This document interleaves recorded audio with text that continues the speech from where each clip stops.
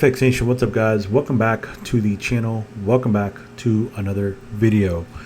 As we get into these weeks of our trading with a purpose mentorship for the next year, what I want to do is every single week I want to break down the pairs that we're following. So pound USD, pound JPY, gold, and NAS 100. That way at the end of the week you can kind of understand what happened and why prices did what they did. This is going to be week one of the review. So we're going to take a look at pound JPY and break each of these down so you can literally know exactly what was available for that day, would have been a loss, would have been a win. We're going to talk a little bit about different market cycles that went along with the actual week. So that way you can just get a better picture of everything. So it's going to be a long video, but I promise it's going to be worth it. It's going to have a lot of unbelievable details and nuggets throughout the entire video. So also make sure, guys, if you're not part of the Discord community, join the Discord community if you want to go through this process with us the entire year. Links are in the description. Without further ado, let's get this started. All right, guys, so first things first, let's go ahead and start out with pound JPY. On the left side is 150 minute time frame, and on the right, the 15-minute time frame. So on the 15-minute time frame, this dotted yellow line is basically the beginning of the week, and then of course each of these other lines are basically dividing the day. On the bigger time frame, we can see that we're coming off a peak formation high. Basically, we're looking for sells. Now, the beginning of the week is essentially this area right here. This is going to be where around Monday starts the week. You can see that we started the week off with a huge gap, obviously, here in this area. Now, here's what I want you to understand and notice is the fact that whenever we start off a week with a gap, the one thing that you have to understand when markets gap, because you don't see that very often at the beginning of the week, especially on Forex. You might see it a lot on stocks, but you don't really get to see too much of that in the Forex market, especially how much it gapped. If you look at USD CAD, other USD pairs, they got pretty significant moves. But regardless, whenever you have a big gap, it's very likely that price is going to want to close the gap, because this being open basically left price open and did not get any kind of participation from retail or other entities to buy or sell in these prices. Very likely that this gap was going to be basically closed within the beginning of the week. And if you look at a lot of the pairs, they pretty much closed the gap at the beginning of the week. Regardless of that, we're still coming off peak formation high, so we're still looking for sells. All right. Now, I want you to notice here, Sunday, Monday, when the market opens, it just goes sideways. And if we're looking for sell options on this particular day, Sunday, Monday, there is no real sell options here to give in the London session. Now, if we were to go back on this specific day, just so we could see more clearly what the possibility of setups were, you can see almost gave us like a type 3 pattern here. It just obviously went way above the middle of the range, and also in New York as well, got a very good pullback. You could have used this basically as a continuation trade. So as of right now, what we're looking at starting the week, we're coming off peak formation high. We're still looking for sells. Were there any actual setups that essentially meet all of our rules that you could have gotten into?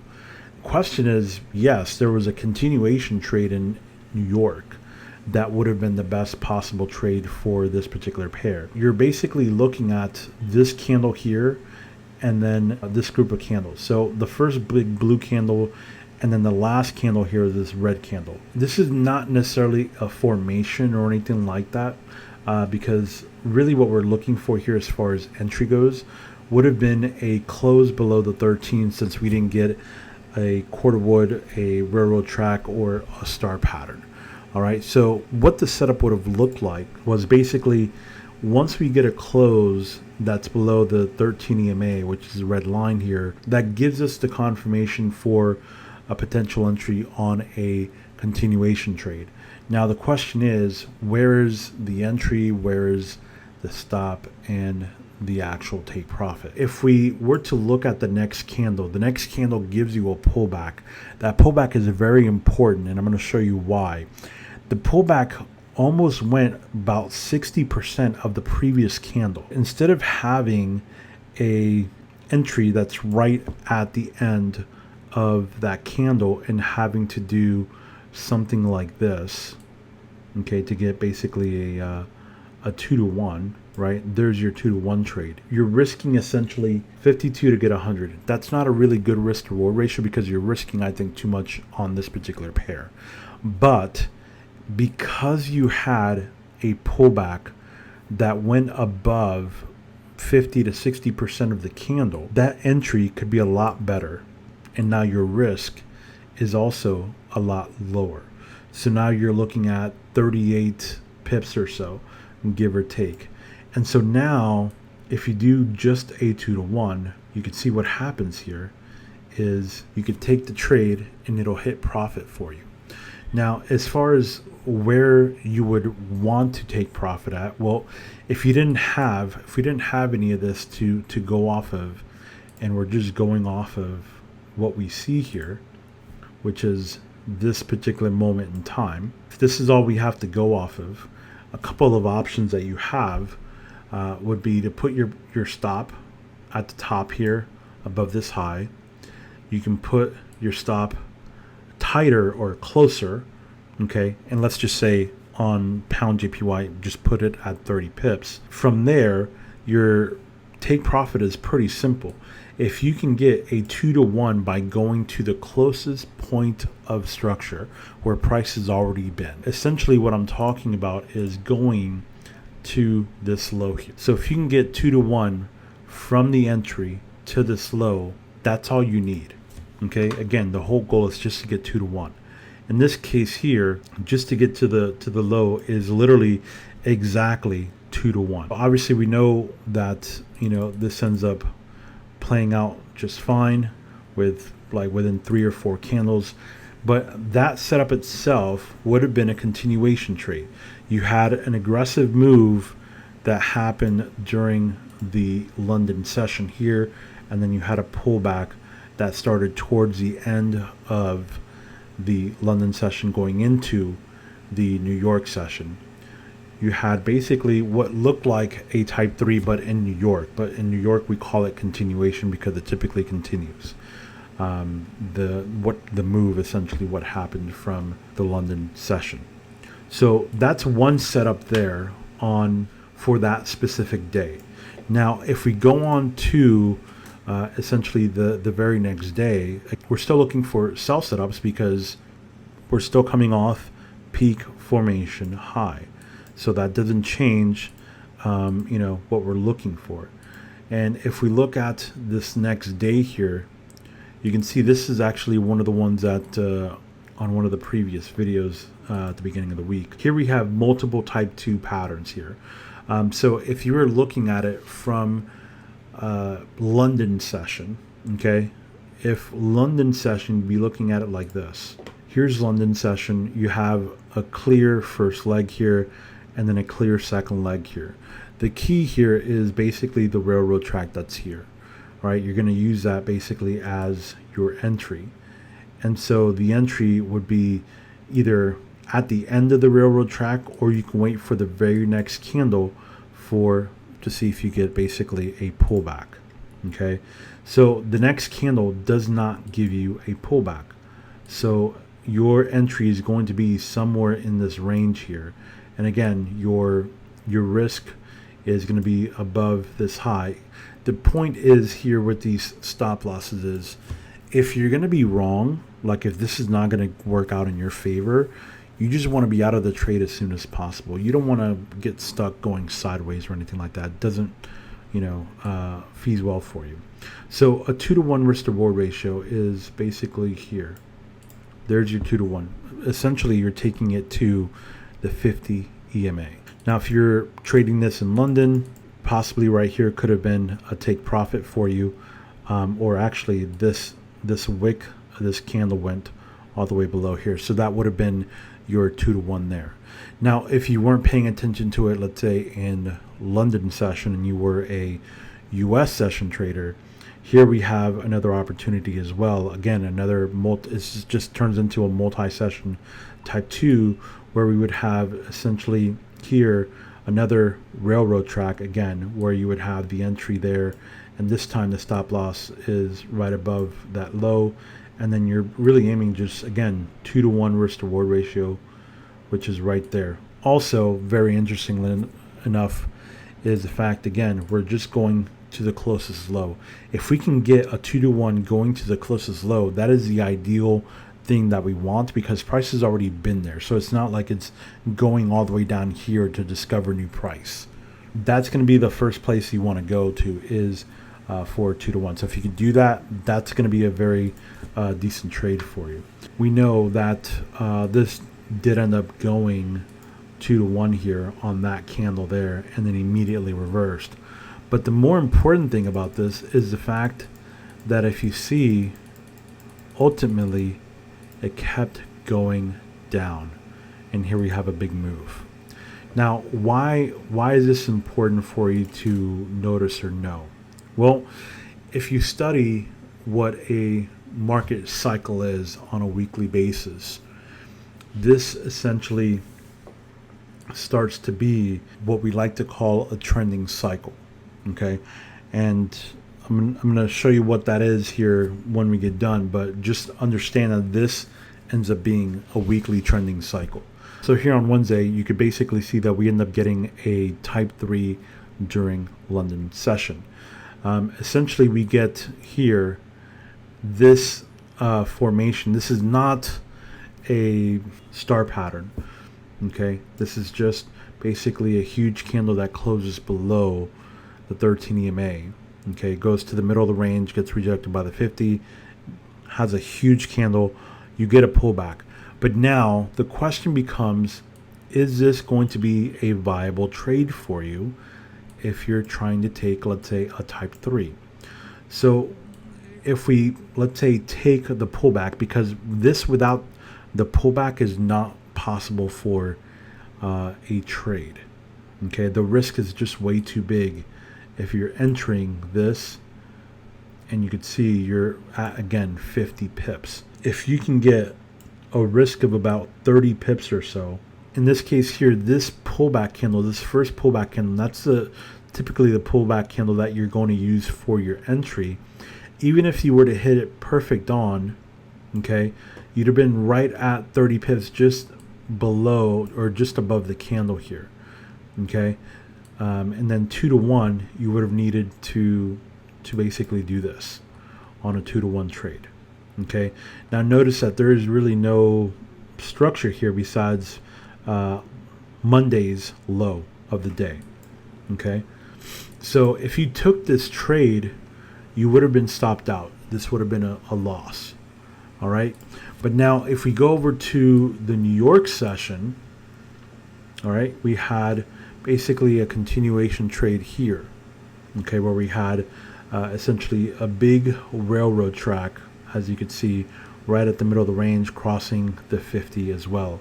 Again, we had a big move that happened, started in Asia, started consolidate, and then went into the New York session. If you notice, these two railroad tracks, essentially what they do is they take out and grab all of the orders that are sitting above here. Okay, just notice what that behavior is like. So notice these two candles go above the rest of these highs from London, take out all of the orders, and then it literally just goes. So essentially what you're looking at here is a continuation trade from New York session. Again, you're going to be looking at this as the entry. There's your stop about 35, and then you're going 2-to-1. Essentially, if you want to look at current price, you just look to the left, look to Monday's low. That's going to be your range. Okay, now 2-to-1 would have been hit pretty easy, obviously. There you actually got a total of about 3.25 to 1 on that specific trade. So you would have had one loss during London. If you came back and you saw this, that would have been another win for you. So now going into Thursday, okay, I want you to start noticing what's happening here. If you haven't noticed yet, right, you're in a trend, right? You're trending down. Okay, you're still going away from the peak formation. You're keeping the trend going down. So you're still looking for sells. All right. Now on Thursday, we really don't get any kind of a setup during London. Now, some of you might think that this right here, this move, is a type 3 setup, okay, which it could be. The problem is that you don't have a pattern to trade here. You just have the pullback to trade. So you notice again that the 13 EMA is above price. It's not even below it, so you can't even close below it. Okay, so for me looking at this, it would have not been a trade that I would have taken because of that factor. It is a good pullback though, but we really would have wanted to see the 13 EMA below price so we could have it as a confirmation for closing. So to me, this move here, even though it's a great move, it's not something that I would actually trade. What is something that I would actually trade would be in the New York session. Now, knowing that we're looking primarily for sells in the New York session, you're going to have one of two options, either continuation or reversal. Typically, reversal will go back to the 50 EMA and then kind of, consolidates the rest of the day. So in this case here, going into the New York session, okay, that's exactly what I would be thinking about, is a reversal back to the 50 EMA, because at the beginning of the session here, we're 9:15, 9:30, we're nowhere near a big aggressive pullback to the 50 to continue the move straight down. So the only option that I would think for me would be an actual reversal. Now we do get essentially what I think is a pattern here. Here's the first leg, and then this railroad track is the second leg. Now if we switch this over to a line chart, you could basically see the W here. Okay, so here is essentially the trade setup that I would be looking at here on a reversal. The railroad track obviously is the second leg pattern. The next candle, the pullback candle, again, you get a massive pullback. This pullback is at least about 50% retracement. So that just gives you a better entry and lowers essentially your risk. So now to get a 2-to-1, look what happens with this. To get a 2-to-1, you don't have to go to the 50 EMA. You can just go right up to above these local highs here of structure, and you can get a 2-to-1. You can get 47 pips off of that. Do I care if it goes all the way back up here for 100 pips? Is that feasible? Think about it. Is that feasible? Do you care if it does that? I wouldn't care, because I would already have a 2-to-1 risk to reward ratio. Also, another thing to consider as well is the fact that the ADR on this pair for this day is 193.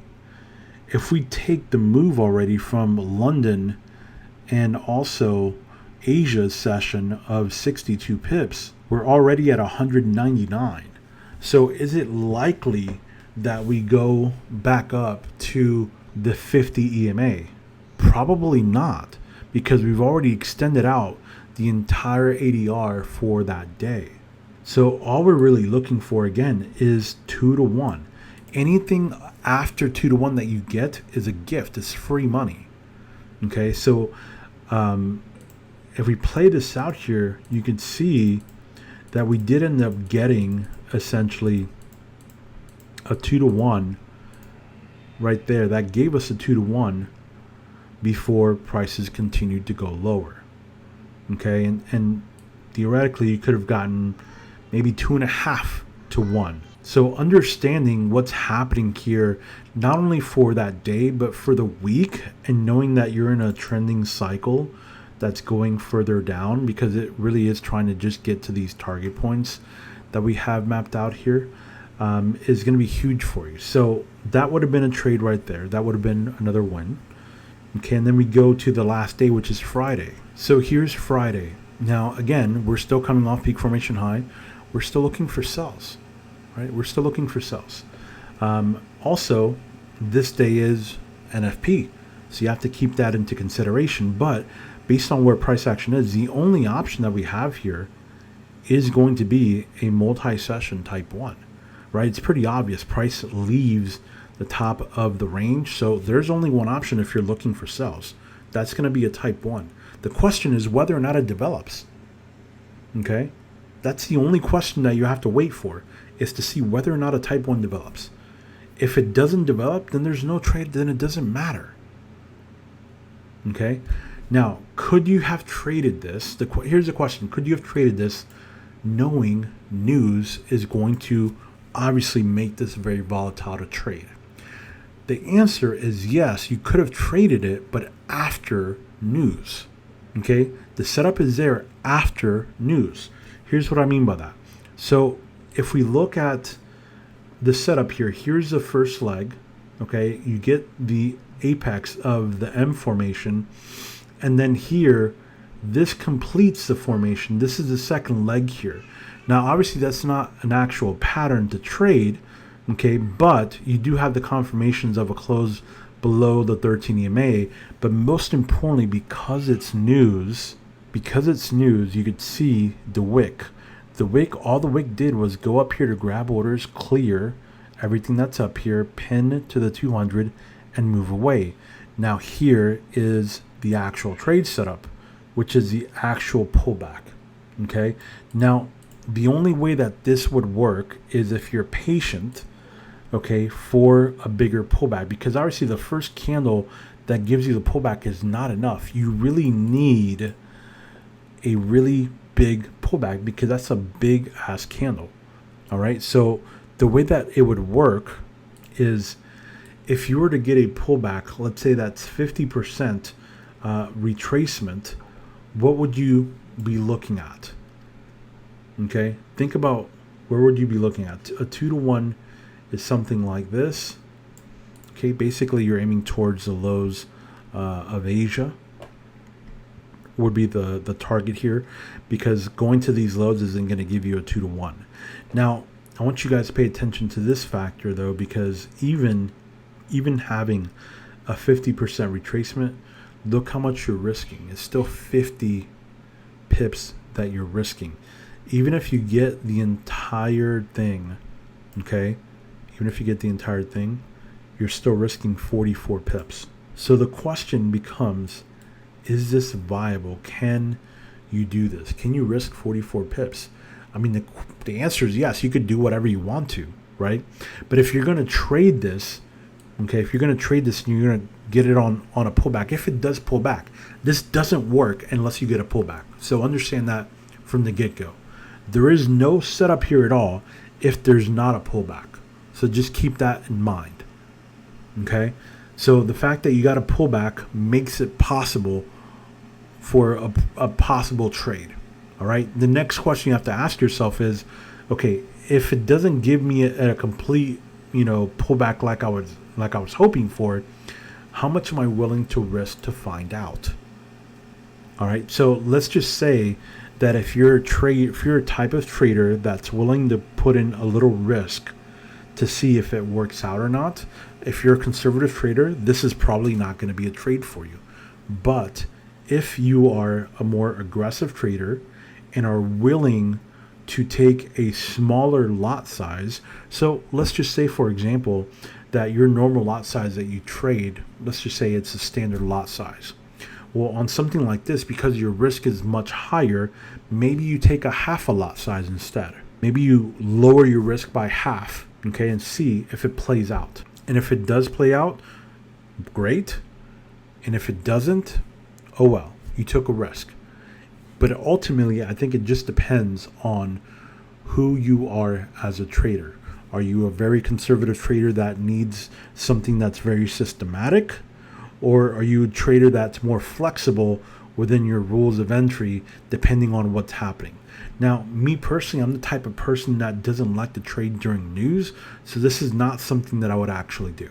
But if you're a type of trader that likes to be more aggressive and is willing to risk and is willing to lower the risk in order to take that type of trade, as long as everything else aligns, then you can do it. It's up to you. But those were all the trades that were available for the entire week on pound JPY. But here's what I want you to notice as I close this video is start noticing what's happening for in the entire week. We essentially have for the week consolidation here, and then we immediately go up. We go up on Monday, and we essentially take out Friday's highs.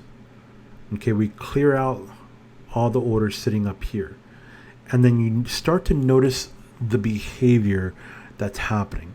The behavior is essentially it's just going up here, going up here, going up here, and just collecting and grabbing as many orders as possible in this area before eventually dropping the rest of the week.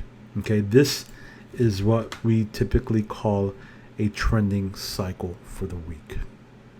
All right, so guys, I hope that you learned a lot in this specific video, specifically about pound JPY. If you like this type of content, you want to see this type of content at the end of the week, share the content, like the video, guys, subscribe to the channel. If you have any questions, drop them in the comments. Let me know. Did you take any of these trades on pound JPY? Did you take some? Did you lose some? Let me know in the comments. I'm interested to know. As always, join our Discord community because we're talking about this all week with these trade setups every day. So let me know in the comments, guys, and we will see you in the next video.